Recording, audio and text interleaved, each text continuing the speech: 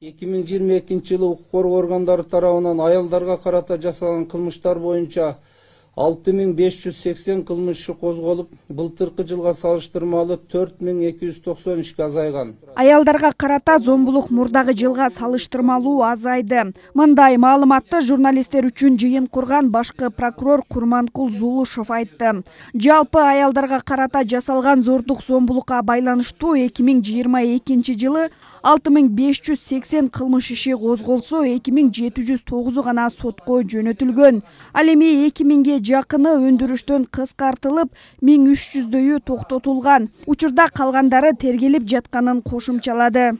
Аталган маселенин актуалдуулугун эске алуу менен прокуратура органдары балдарга жана аялдарга карата, ошондой эле жаш жетпеген өспүрүмдөр тарабынан жасалган кылмыш иштерин тергөөсүнө жүргүзүп жаткан көзөмөлдү мындан ары да күчөтүп, тийиштүү чараларды көрөт деп ишенимдүү айта алам. Аялдар көбүнчө зомбулукту үй бүлөсүнөн жакындарынан көрүп кайрыларын ички иштер органдары билдирди. Былтыр эле бир аял 3 ирет жолдошунан зомбулук көргөнүн Ош облустук ички иштер башкармалыгына айтып кайрылып, кайра тосмо арыз жазган. Көпчүлүк учурда үй бүлөнү сактап калуу максатында кайра арыздарын алгандыктан кылмыш иши кыскарып кетет. 2022 жыл ичинде аялдарга карата үй бүлөлүк зордук зомбулук боюнча 545 учур катталган. Ал эми 2023 жылдын 29 январына чейин 44 учур катталган. Үй бүлөлүк зордук зомбулукка кабылган аялдар келип арыз жазат. Ал боюнча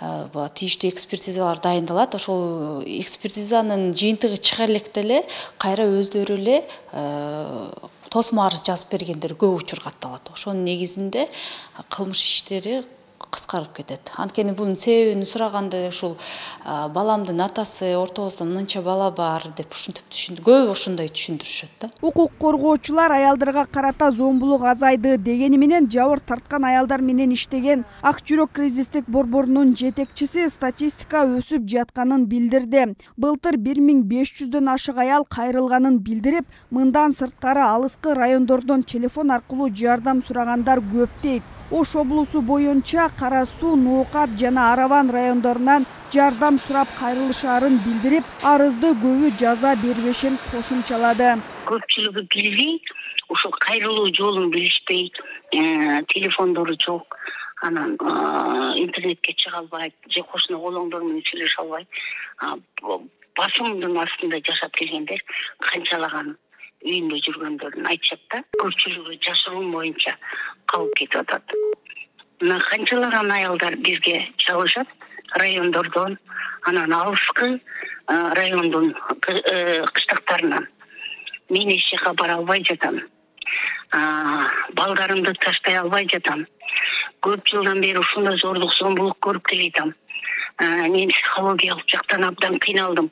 Алар психологиялык жактан кыйналганын көпчүлүгү билишпейт да. Мен өзүм кол